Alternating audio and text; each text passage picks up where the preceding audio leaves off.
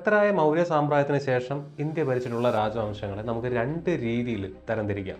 ഒന്ന് പ്രാദേശിക രാജവംശങ്ങൾ, മറ്റൊന്ന് വൈദേശിക രാജവംശങ്ങൾ.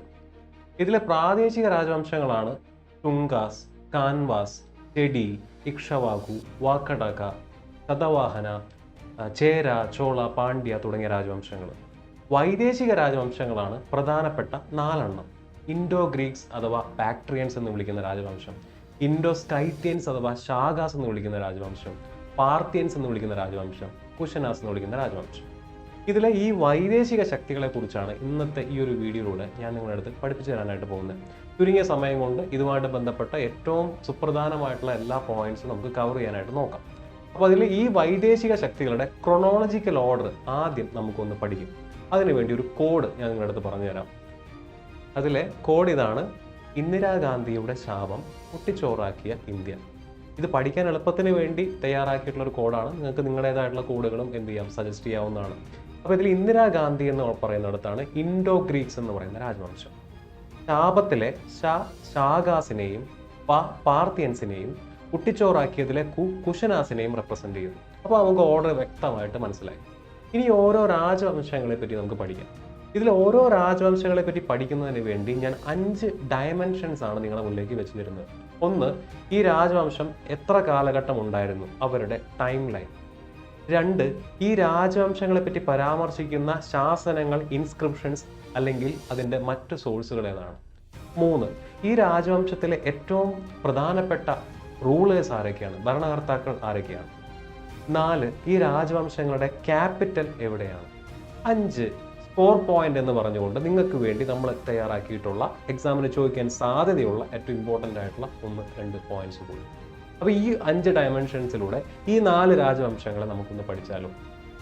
ആദ്യത്തെ രാജവംശം ഇൻഡോ ഗ്രീക്സ്. 200 BCE മുതൽ 10 CE വരെയാണ് ഇവരുടെ കാലഘട്ടം എന്ന് പറയുന്നത്.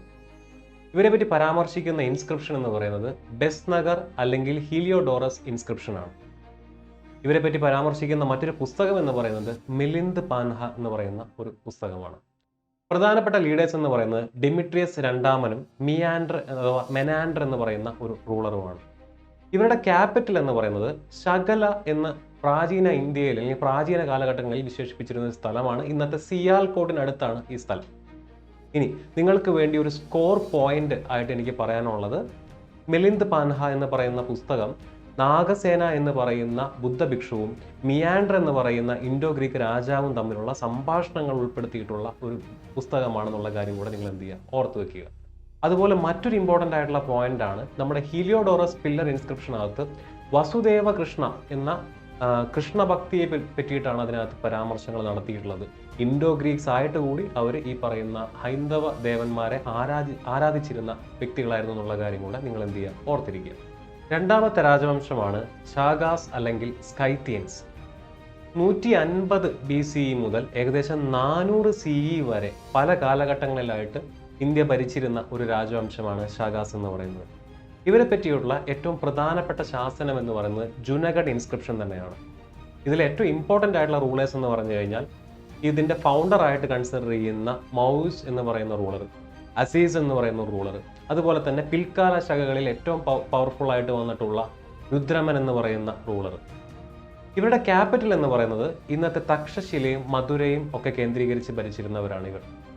ഇനി ഒരു സ്കോർ പോയിന്റ് എന്നുള്ള നിലയിൽ നിങ്ങൾ ഇവിടെ ഓർത്തിരിക്കേണ്ട മറ്റൊരു റൂളറാണ് നഹ്പാന എന്ന് പറയുന്ന റൂളർ. ശതവാഹന രാജാവായിട്ടുള്ള ഗൗതമിപുത്ര ശതകർണി തോൽപ്പിച്ചിട്ടുള്ള ഒരു ശക റൂളറാണ് ആര്, നഹപാന എന്ന് പറയുന്നത്.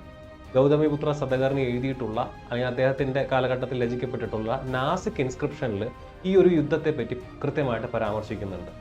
ഇനി മറ്റൊരു സ്കോർ പോയിന്റ് എന്താണെന്ന് വെച്ച് കഴിഞ്ഞാൽ നമ്മുടെ മധ്യ ഏഷ്യ കേന്ദ്രീകരിച്ച് ജീവിച്ചിരുന്ന ഒരു നൊമാഡിക് ട്രൈബ്സ് ആണ് ഈ ഷാഗാസ് അല്ലെങ്കിൽ സ്കൈത്യൻസ് എന്ന് പറയുന്ന വിഭാഗക്കാർ.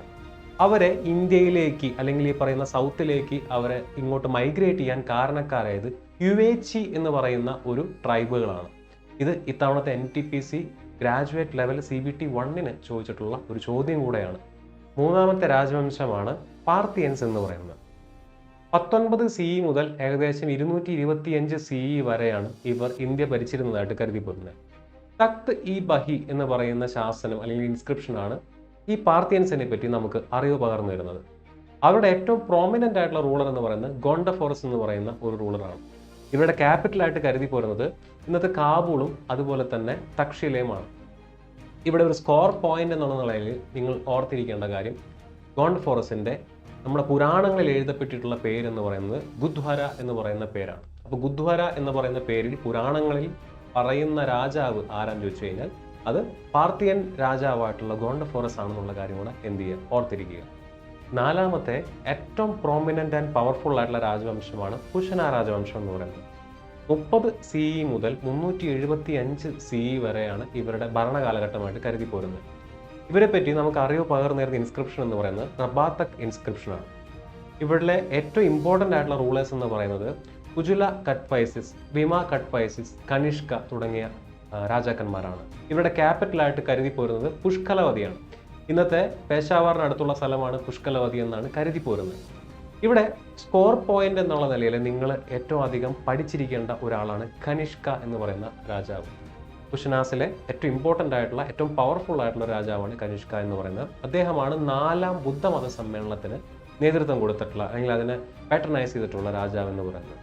അദ്ദേഹത്തിൻ്റെ സമയത്ത് അദ്ദേഹം അധികാരത്തിൽ കയറി എന്ന് കരുതപ്പെടുന്ന 78 CE ആണ് ശകവർഷം ആരംഭമായിട്ട് നമ്മൾ കരുതി പോരുന്നത്.